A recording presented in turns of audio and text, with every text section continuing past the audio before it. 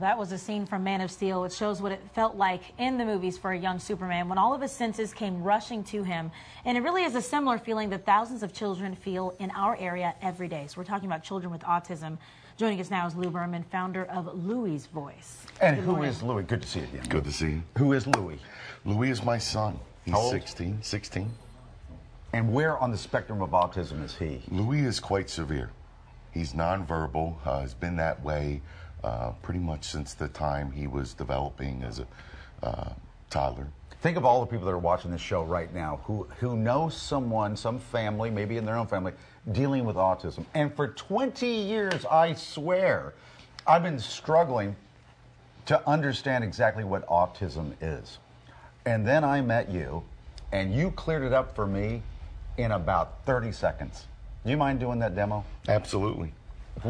Lou, what is autism? Well, autism is a very wide-ranging of symptoms, but the best way I could describe it to you is that it's a mental disorder, obviously, but there's a lot of social challenges that children with autism have, even adults with autism. They don't interact and understand and communicate as you and I would. Well, your son's 16. Yeah. He doesn't speak. No.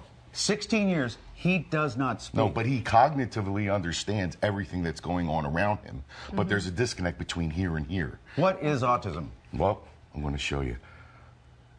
Put this piece of tape on your mouth. All right. Now, I'm not going to hurt you. But the intensity of the moment. So, you're in a residential institution. Your parents are gone. Where's your mom? Where is your dad? How come you can't drive that car? Do you like that girl? Do you want to ask her to the prom? How do you feel? Why are you taking all these medicines, and why can't you tell me what's going on? If your parents have passed or you had a death in the family, tell me about how that feels. You just really understood for the first time what it's like to have autism.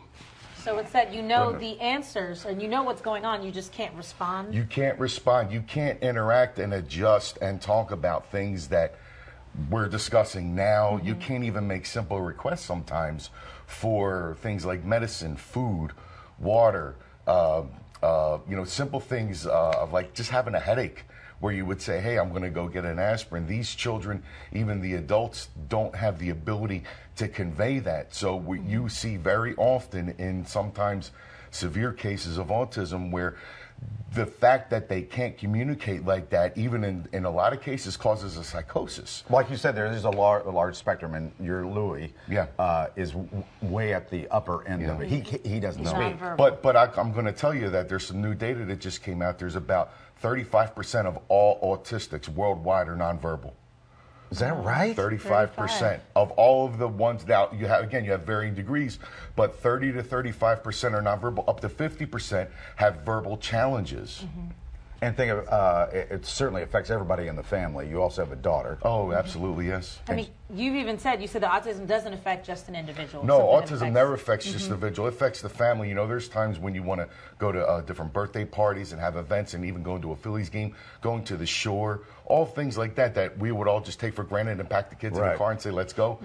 Marriages end. Marriages end. 80% of special needs families end in divorce. What are you hoping then, because that was really powerful to see that demonstration there, what are you hoping that people will see and know then from this? Well, we would hope that people would gain a greater understanding of what that scenario is like.